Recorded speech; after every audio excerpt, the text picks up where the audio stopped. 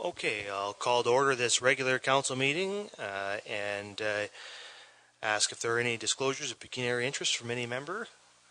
Seeing none, of course, you can declare one anytime if you need to. We have no additions, deletions, or amendments. We have no public meetings, so that moves us on to adoption of minutes. The first one of the regular council minutes of April 8, 2019. And I have a motion moved by the Deputy Mayor, seconded by Councillor Schreider, that Council adopt the minutes of the council meeting of April 8, 2019 as presented. Questions or comments to that set of minutes? Seeing none, all in favor? That's carried. And that moves us then on to the Committee of the Whole minutes of April 8, 2019, and I have a motion moved by Councillor Smith, seconded by the Vice Deputy Mayor, that Council note and file the minutes of the Committee of the Whole meeting of April 8, 2019 as presented. Questions or comments to those? Seeing none, all in favor? Carried.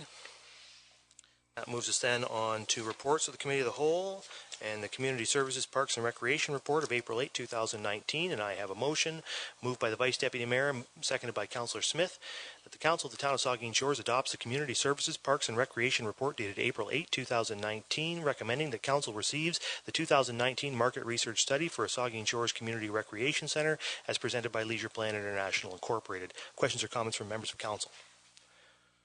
Being none, all in favor? That's carried. That takes us on to report of municipal officers and committees and a staff report on the award of the contract for water and sewer master plan. And I have a resolution moved by Councillor Grace, seconded by Councillor Mayette, that BM Ross and Associates Limited be awarded the contract for consulting services to prepare the water and sanitary sewer servicing master plan review in the amount of $86,444 plus HST to be funded from the Development Charges Reserve Fund, and that Mayor and Clerk be authorized to sign the necessary documents. Questions or comments from members of Council? Councillor Schreider. Thank you. Through you to the Director. Just, I guess, a question about it. It's almost 3 times the amount that was budgeted. Was there any change in the scope of work, or what was the increase for?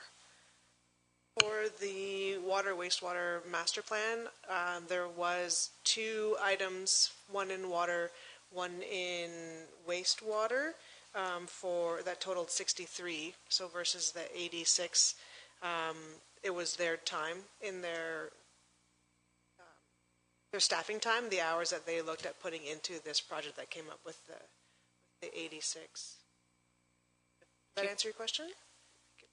Other questions from members of Council? The Vice Deputy Mayor? Mr. Mayor, I will be supporting this. At one point in the process, through reading it all, I questioned whether I would, but I will be supporting. And I just wondering, will we be updating our plan this summer, Mr. Mayor? When's our I'm sorry, thank you. When's our purchasing bylaw going to be updated? Is it due this year, a purchasing bylaw? Yes, they are planning an update this year. Does the CAO have anything to add to that? Thank you, Mr. Mayor. I was actually just looking to see if I could pull up our work plan, but it is scheduled in this year, I believe in Q2, potentially in Q3. Okay. The only suggestion I'd like to make, Mr. Mayor, is that 20% of the cost, like when the proposals are looked at, I think the technical side, from a subjective review. I mean, I assume there's a team of 2 or 3 people look at these bids, and I just question, about the 20% attributed to the cost. We've got 5 year. I researched the firms today online, and 5 very reputable firms, and I did a little more research. I think BM Ross conducted the same wastewater report at a cost of $45,000 5 years ago. Now it's $86,000, I think it is. My only concern, a couple concerns, is that this is $30,000 higher than the low bid, and I understand the matrix system. I've studied the matrix system, the scoring tool, and when the update happens in the second quarter, may I suggest to staff, this council, take a look at, when we're updating the bylaw, that we really take a look at that 20% cost factor, because I look at the matrix scoring system, and I think one of the main reasons why the low bid was not successful is the technical side of it. I think they scored very well on the cost side, but I wonder if the cost side could be, upgraded to 30, 40, maybe 50%. And I guess I'm looking for an explanation, maybe through you to the Director of Engineering. Why do we only weigh the cost factor at 20%? Why is it not higher? Just so I'm clear, according to the report, the fee proposal is 40% of the overall score. I'm just looking at the bottom line of cost of fees. Associated man-hours 20%. The bottom line was what anyway, I'm looking maybe at. the director can clarify the process for us. It's just a question, man. I'm wondering why it's not a higher number. So, Mr. Mayor, so the 40% is the schedule plus fee, so 20% for the schedule if they can meet our timelines, and then 20% for the actual cost is how it's weighted. The purchasing, I'm not sure exactly why it's the number 20 is there, but when you're going through engineering firms, just because you're the cheapest doesn't mean you're the best. So when you look at it, you want to make sure that you're picking the right team for the project. And just because you're not the cheapest doesn't mean you are the best. So a lot of different engineering firms have different skills, different experience, and different project managers. So we want to be able to score them on that, not just the price. So if you were to bid a project and you got the scope wrong, you'd be the cheapest.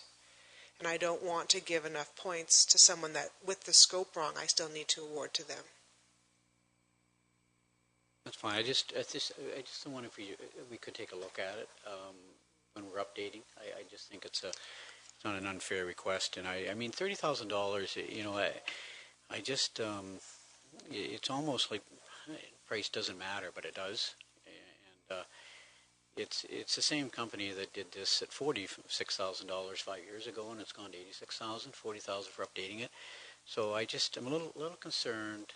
And I looked over the last couple of years, and there are times where the higher bid was taken, not the low bid, based on the matrix system. And it's something, I don't want to fall into the trap where we're bringing back a company year after year after year just because we're comfortable. And I hope that's not the reason. I'm sure it's not. So It's the CAO. Yeah, I just want to comment that you're quite right, Vice Deputy Mayor. We didn't bring this company back because they've done it before. We have a very rigorous scoring mechanism that staff follow. I've seen in this particular one, I've seen the scoring sheet. It's very detailed, very a lot of method and rigor put behind it.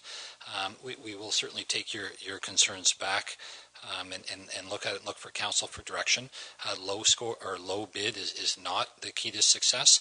If we're buying something that is exactly the same, absolutely. But when you're working with a project like this, you want to look at the number of hours that a consultant is dedicating, what level of staff they're putting in. Each of them have a little bit different ingredient that goes into the overall score. So it's incumbent on us to follow that process, like you've suggested we do, and make these recommendations. But I think the recommendation or the suggestion is valid, and it is something that we will consider when we review the purchasing bylaw. Okay. Any further questions or comments? Seeing none, all in favor? That's carried. Okay, that moves us then past motions and notice of motions to bylaws, and there are 4 bylaws there. Before I read the bylaw resolution, does any member wish to pull a bylaw out for individual consideration? Seeing none, and I'll read the resolution. It has been moved by Councillor Rich, seconded by Councillor Carr, that the following bylaws are hereby read a first, second, and third time and finally passed and sealed this 23rd day of April 2019. 1, 36, 2019, being a bylaw to enter into a lease agreement with the Port Elgin Pumpkin Fest Association. 2, 37, 2019, being a bylaw to authorize the entering into of a subdivision agreement with Lord Elgin Estates Developments Limited for the development of the Summerside Phase 4 subdivision. 3/38/2019 being a bylaw to authorize a site plan agreement with 1817955 Ontario Limited, and 4/39/2019 being a bylaw to amend zoning bylaw number 75/2006 by Lowless Farms Incorporated for lands described as Part Lot 6, Concession 2, Town of Saugeen Shores, 5/40/2019 being a bylaw to confirm the proceedings of the council meetings of the Corporation of the Town of Saugeen Shores. Questions or comments to the resolution? Seeing none, all in favor? That's carried. And that moves us then to adjournment. I have a motion moved by Councillor Schreider, seconded by the Deputy Mayor, that this regular council meeting of April 23rd, 2019 hereby adjourns at 8:03 p.m. All in favor? That's carried. We're adjourned. Thank you all very much.